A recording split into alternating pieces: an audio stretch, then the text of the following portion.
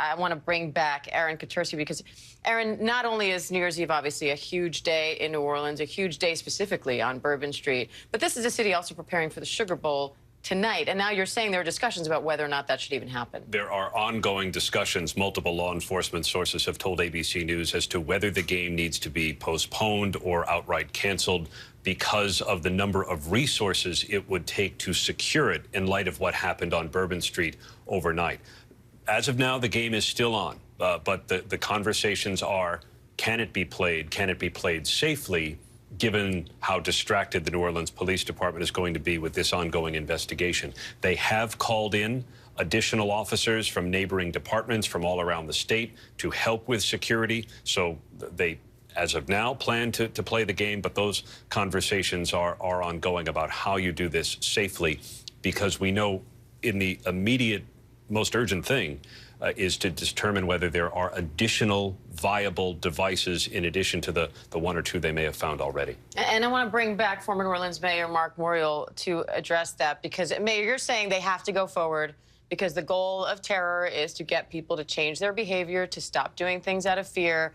But how can New Orleans guarantee that they can put on the Sugar Bowl tonight in a safe way with all the factors that Aaron just mentioned? And looking even further than that, how can they guarantee they can do the Super Bowl safely if they can't prevent a pickup truck from driving onto Bourbon Street on New Year's Eve? So let me answer the second question first, because there's a historic example. I was mayor in 2001 when we were going to host the Super Bowl in January, February of 2002. And at that time, the Super Bowl became a national homeland security event. What that did is it triggered federal law enforcement and law enforcement around the country to come in and work with the New Orleans Police Department to harden, strengthen, and expand the security in connection with the Super Bowl. And that's been standard operating procedure for Super Bowls. Super Bowls are somewhat different than a college football game, although it be a bowl game. If there is thought to postpone the game for a day or two, one thing that is implicated is you have visitors from Georgia, visitors from Notre Dame who are there, who have paid to come to New Orleans, who are staying in hotel rooms at some expense to themselves. You've got to weigh the impact on them as well.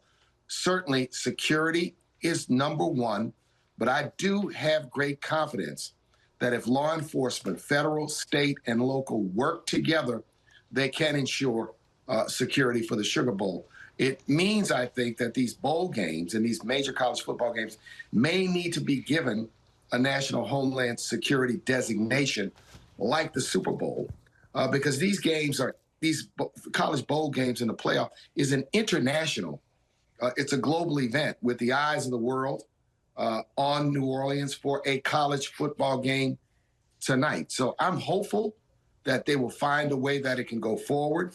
Of course, if it's going to be postponed for a day or two or three, the implications on all, safety being number one, but the implications and the inconveniences on people have to also be weighed in connection with this. I have confidence that they can make it safe. I have confidence that we need to be strong.